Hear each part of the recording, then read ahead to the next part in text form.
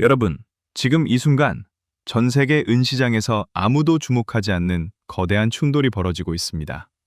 한쪽에는 눈에 보이지 않는 손이 가격을 있는 힘껏 짓누르고 있고, 다른 한쪽에서는 인공지능과 전기차와 태양광이 은을 미친 듯이 빨아들이고 있죠. 그 두 힘이 충돌하는 순간 무슨 일이 벌어질지 오늘 끝까지 함께 지켜봐 주시기 바랍니다. 오늘 이 영상을 보고 나면 여러분은 세 가지를 알게 됩니다. 세계 최대은 생산국이 왜 스스로 은값을 짓누르는지, 그 방법이 얼마나 정교하고 무자비한지, 그리고 그럼에도 불구하고 왜 은값이 결국 올라갈 수밖에 없는지입니다. 쉽게 지나쳐도 될 이야기라면 처음부터 꺼내지도 않겠습니다. 이건 당신의 자산과 직결된 문제입니다. 시작 전 구독과 좋아요 한 번씩 눌러주시면 영상 제작에 커다란 힘이 됩니다. 여러분, 딱 하루입니다. 단 하룻밤 사이에 수천 명의 투자자들이 아무 이유 없이 돈을 잃었습니다. 전쟁이 난 것도 아닙니다. 금융위기가 터진 것도 아닙니다. 그냥 밤새 누군가가 규칙을 바꿨습니다. 다음날 아침 눈을 떴을 때 계좌에는 31.5%가 사라져 있었습니다. 5천만 원을 넣었다면 1,500만 원이 날아간 겁니다. 하룻밤 사이에 아무 설명도 없이 항의가 빗발쳤습니다. 소송도 걸었습니다. 하지만 아무것도 달라지지 않았습니다. 왜냐고요? 그 거래소 뒤에 중국 정부가 서 있었기 때문입니다. 국가가 게임의 규칙을 바꿔버리면 개인 투자자가 할 수 있는 건 아무것도 없습니다. 지금 여러분이 은에 투자하고 있거나 투자를 고민하고 있다면 이 이야기는 남 얘기가 아닙니다. 이건 지금 이 순간에도 반복될 수 있는 일입니다. 그리고 더 무서운 건 이게 시작에 불과하다는 겁니다. 여기서 더 중요한 건 이겁니다. 이런 강력한 통제에도 불구하고 왜 전 세계 기관들이 은을 사들이고 있는 걸까요? 무언가 더 큰 그림이 있는 겁니다. 지금부터 그 그림을 낱낱이 보여드리겠습니다. 우선 가장 근본적인 질문부터 시작하죠. 왜 중국은 은값 상승을 그토록 두려워하는 걸까요? 상식적으로 생각해보면 이상합니다. 어떤 나라가 자기가 만들어 파는 물건값이 오르는 걸 싫어합니까?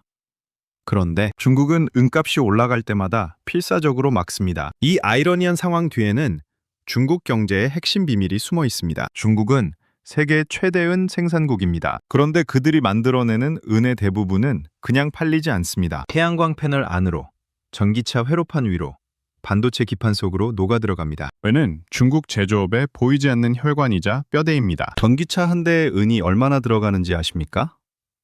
소형 전기차 한 대에 20g, 대형 전기차에는 50g 이상이 들어갑니다. 태양광 패널 한 장에도 20g가량이 필요합니다. 반도체와 데이터 센터 장비에도 은은 필수입니다. 전기를 가장 빠르고 안전하게 흘려보내는 금속이 은이기 때문입니다. 중국은 현재 전 세계 태양광 패널의 70% 이상을 만들어냅니다. 전기차 생산량도 매년 가파르게 늘고 있습니다. 이 물량을 다 합치면 중국이 산업용으로 소비하는 은의 규모가 어마어마합니다. 자, 여기서 핵심 질문이 나옵니다. 은값이 오르면 어떻게 될까요? 태양광 패널 제조 원가가 올라갑니다. 전기차 생산 비용이 올라갑니다. 반도체 장비 단가가 올라갑니다. 결과적으로 중국이 전 세계에 파는 물건 가격이 비싸집니다. 그런데 중국의 최대 경쟁력은 무엇입니까?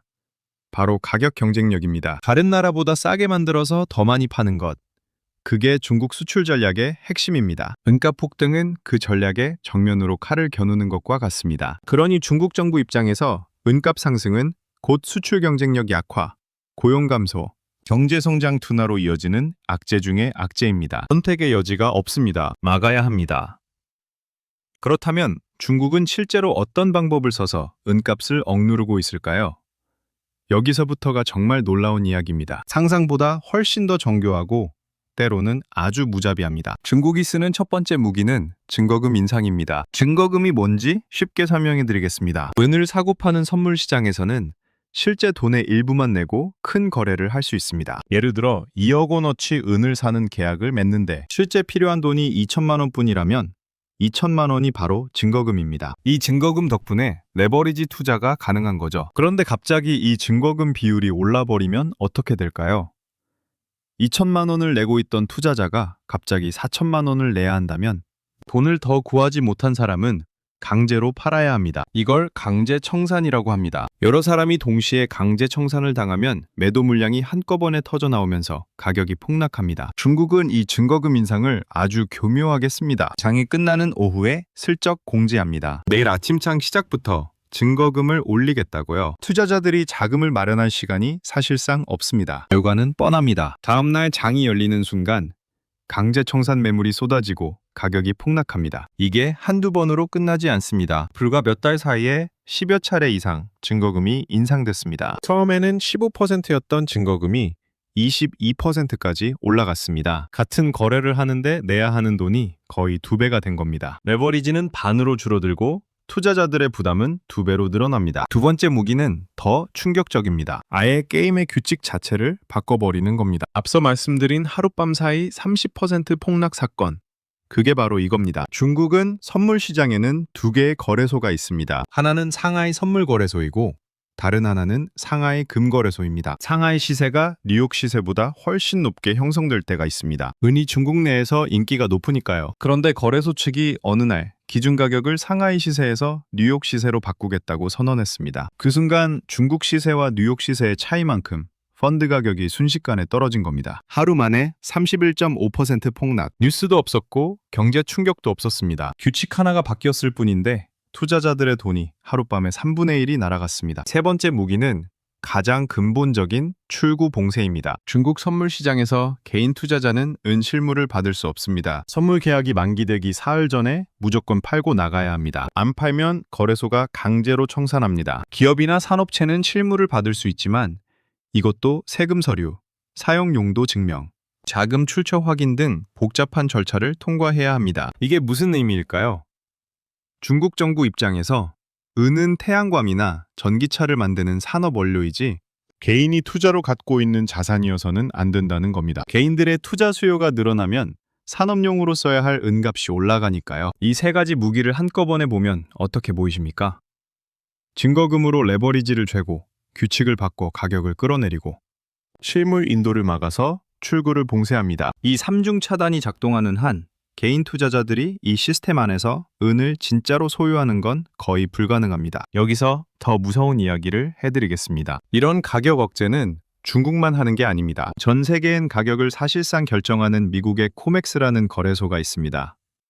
그 거래소 창고에 지금 무슨 일이 벌어지고 있는지 아십니까? 코맥스 창고에는 두 종류의 은이 있습니다. 당장 꺼내줄 수 있는 등록은 과 이미 주인이 있어서 건드릴 수 없는 적격은입니다. 쉽게 설명하면 이렇습니다. 주차장에 차가 50대 있다고 가정해 보겠습니다. 그런데 그중 내 마음대로 사용할 수 있는 차는 10대뿐이고 나머지 40대는 주인이 따로 있는 차입니다. 겉으로는 주차장이 꽉 찬 것처럼 보이지만 실제로 필요할 때 끌고 나갈 수 있는 차는 10대뿐인 거죠. 코맥스가 바로 이 상황입니다. 전체 창고는 재고를 크게 발표하지만 실제로 지금 당장 꺼내줄 수 있는 등록은 재고는 그 일부에 불과합니다. 그런데 이 창고에서 거래되는 종이 계약 건수는 실제 꺼내줄 수 있는 은의 몇 배가 넘습니다. 비유하자면 이렇습니다. 피자 가게에 실제 만들 수 있는 피자가 100판뿐인데 피자 쿠폰은 400장이 나돌고 있는 겁니다. 400명이 동시에 피자를 달라고 하면 어떻게 됩니까? 더 심각한 건 이 창고 재고가 최근 몇 년 사이에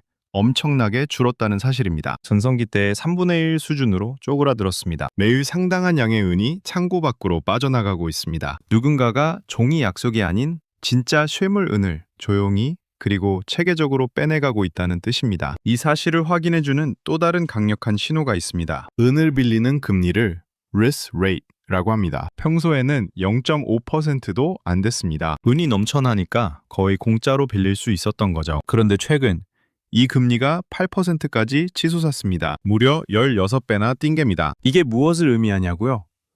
돈을 16배나 더 주겠다고 해도 빌려줄 은이 없다는 겁니다. 창고가 비어가고 있다는 생생한 증거입니다. 역사를 보면 이런 상황이 어떻게 끝나는지 알 수 있습니다. 아주 오래전 미국의 한 투자 그룹이 전 세계 은 물량을 대거 사들이면서 은값이 $5에서 $50까지 치솟은 적이 있습니다. 그러자 거래소가 전무후무한 결정을 내렸습니다. 매도는 허용하되 신규 매수는 금지한다는 규칙을 만든 겁니다. 할 사람만 있고 살 사람이 없으니 가격은 수직으로 떨어졌습니다. 며칠 만에 $50짜리 은값이 $10로 폭락했습니다. 80% 하락입니다. 가격을 억누르는 방법은 과거에도 있었고 지금도 있습니다. 그런데 여기서 결정적인 질문이 나옵니다. 이 억제책이 영원히 작동할 수 있을까요? 자, 이제부터가 진짜 핵심입니다. 강력한 억제에도 불구하고 은값이 올라갈 수밖에 없는 이유를 말씀드리겠습니다. 답은 단순합니다.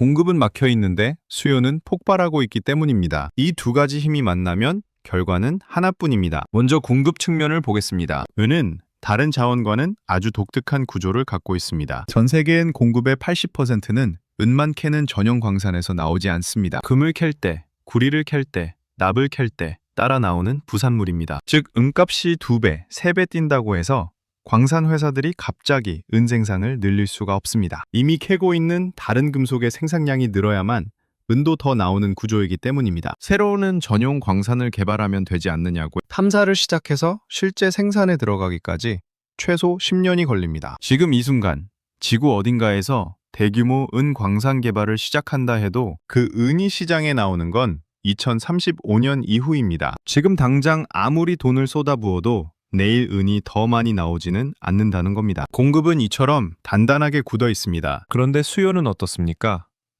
사방에서 동시에 터지고 있습니다. 지금 전 세계를 뒤흔드는 인공지능 혁명을 보십시오. 인공지능 서버를 돌리는 데이터 센터가 전 세계에 엄청난 속도로 지어지고 있습니다. 이 데이터 센터 안에 있는 반도체와 회로 기판에 은이 들어갑니다. 전기를 가장 빠르고 효율적으로 전달하는 금속이 은이기 때문입니다. 구리도 있지만 초고속 연산이 필요한 인공지능 칩에서는 은이 필수입니다. 전기차는 또 어떻습니까?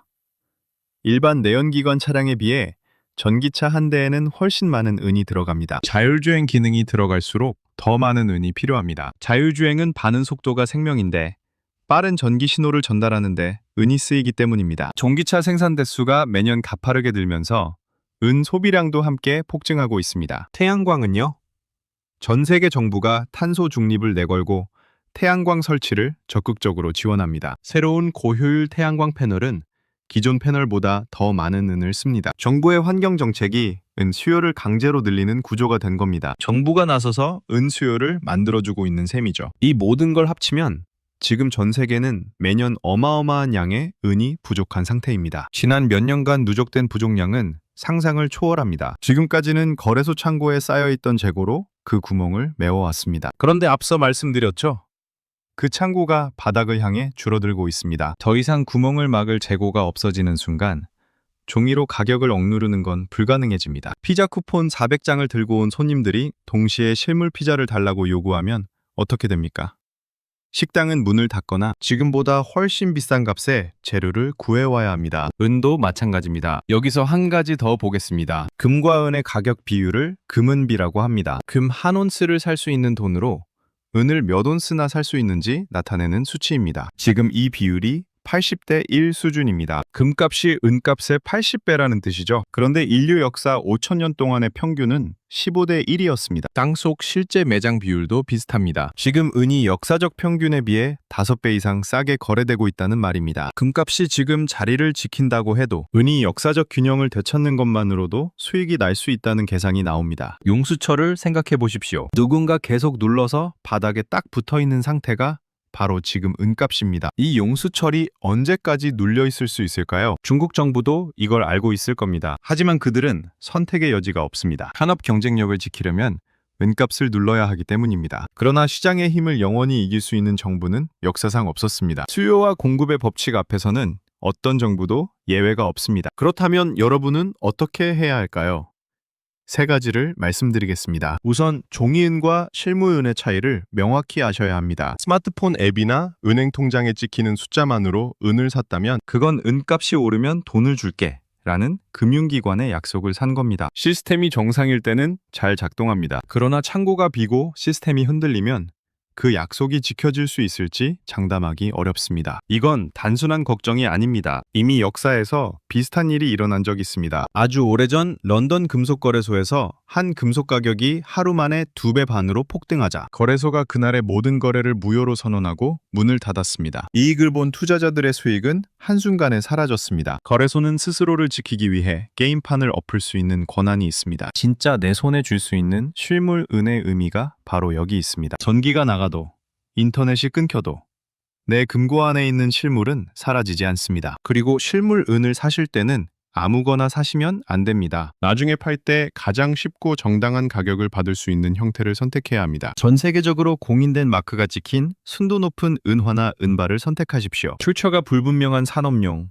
은조각이나 재활용 은덩어리는 나중에 팔 때 큰 손해를 볼 수 있습니다. 두 번째로 중국 정부의 움직임을 눈여겨보십시오. 그들이 증거금을 갑자기 올리거나 거래를 제한하는 발표를 하면 단기적으로 가격이 크게 출렁일 수 있습니다. 그런데 이 출렁임은 기회가 될 수 있습니다. 억눌렸다가 튀어오르는 게 용수철의 원리이기 때문입니다. 공장에 은이 갑자기 더 생기지는 않습니다. 광산이 하루아침에 생산량을 2배로 늘리지도 않습니다. 가격을 억눌러도 실물 부족은 해결되지 않습니다. 세 번째로 한 번에 모든 자산을 쏟아붓는 건 절대 금물입니다. 은은 변동성이 큰 자산입니다. 중국이 증거금을 올리면 하루에 10% 이상 빠질 수도 있습니다. 그런 흔들림의 멘탈이 무너지면 버티지 못합니다. 매달 일정한 금액을 적금처럼 꾸준히 모아가는 분할 매수가 장기적으로 가장 현명한 방법입니다. 가격이 오르면 자산이 불어나고 가격이 빠지면 더 많은 양을 살 기회가 됩니다. 어느 쪽이든 여러분에게 유리합니다. 오늘 이야기를 정리하겠습니다. 중국은 세계 최대 은 생산국이면서도